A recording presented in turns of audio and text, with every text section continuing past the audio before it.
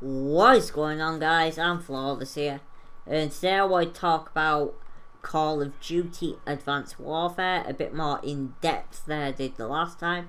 Last time I was mainly focusing on the multiplayer. Now I have some new information, and what I want to talk about today is that. So first of all, there will be a new games engine, and hopefully this will be for single player and multiplayer. And hopefully it will improve the hit detection system in Call of Duty, which has needed a lot of work over time, and hopefully Sledgehammer will create something new, create something fun, and something that actually works and meets what us players actually want. Now, going back to the single player aspects of the game, there will be a global 9 event kind of terrorist activity that will occur that will affect multiple continents, and the terrorist group is called the KVA, and as you guys will probably know, it's set in the year 2054.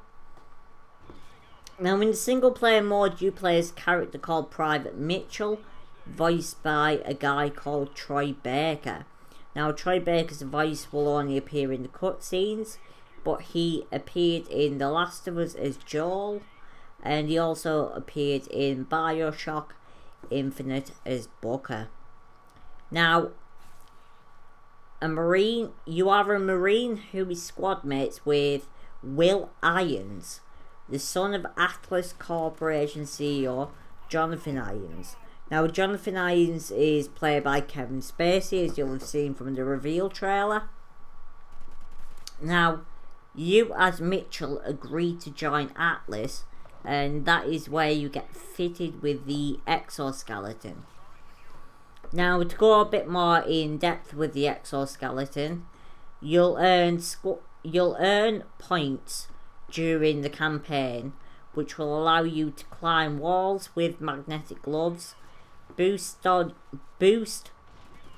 towards cover, perform super jumps that let you get to higher ground, use optic camouflage for cloaking, and even hover in midair.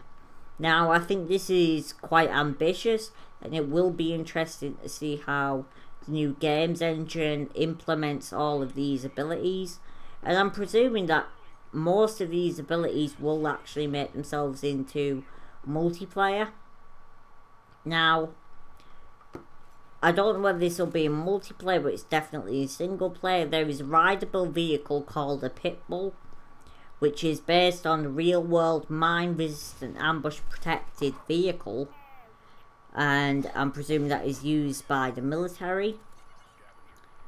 And Call of Duty Advanced Warfare will have some kind of co-op mode, and I'm not sure whether that's co-op mode for single player or whether it's co-op mode like in Modern Warfare 3 where you verse bots.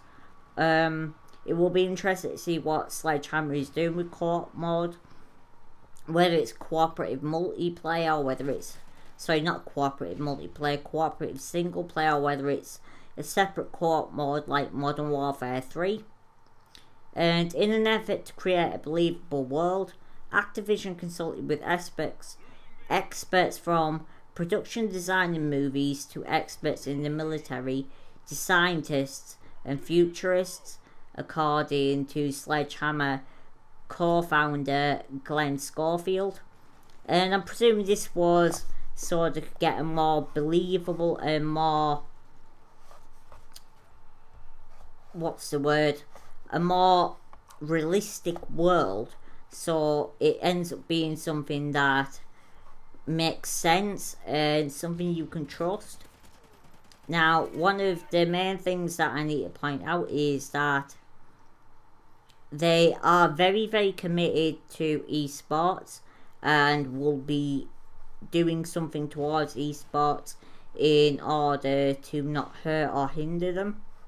So there will be esports support, which is nice to see from Sledgehammer, because I know a lot of competitive players were worried about Sledgehammer doing next Call of Duty, and they were hoping that they weren't going to go like Infinity Ward and not have as much esports support, because Treyarch as a company embraced esports and really gave them the ability to record, play, and it just meant that competitive players felt comfortable in the environment, broadcasters felt uncomfortable in the environment, and it's nice to see that Sledgehammer are taking esports seriously and are actually going to help them.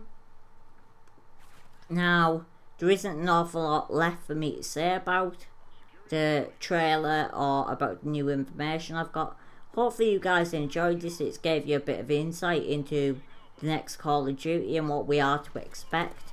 And I'll be honest, after reading this, I'm kind of a little bit more excited to see what Sledgehammer are going to introduce, because previously I was a little bit worried. The reveal trailer didn't give a lot away, and what it did give away concerned me because I thought it was moving in the wrong direction. But from what I've read and what I've listened to recently, I actually do believe that, you know, Sledgehammer actually will do a good job on this, which is great to hear and great to know, because as a Call of Duty player, I don't want them to go too far away, and I'm just glad that they've kind of curbed their enthusiasm slightly, and they're actually going to bring out a new games engine, redesign things, and they are looking to balance things, and they're not just making a half-hearted attempt at making Call of Duty, because that would have been the worst thing. But at least we know now kind of what they're going for, what they're going to do, what the single player will be like, and maybe what the multiplayer will be like, and you know, it should be interesting, and hopefully it will be fun. I think the Exoskeletons will be an interesting addition. I think they'll be quite fun to use and quite fun to play with, and you know, it will be interesting to say the least all the time.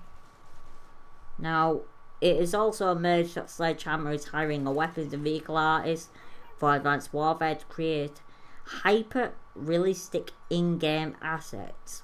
Now, I am not sure what that means or what that will be, but what I'll do is tell you guys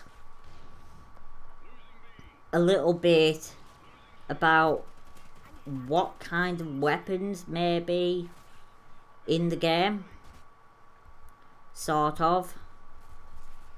So there will be maybe an M60,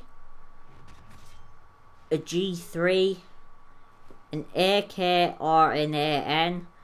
It could be an AR4, i.e. the AK-12, or a more futuristic version of the AK-12. So we're kind of getting some views on what kind of weapons will be in there.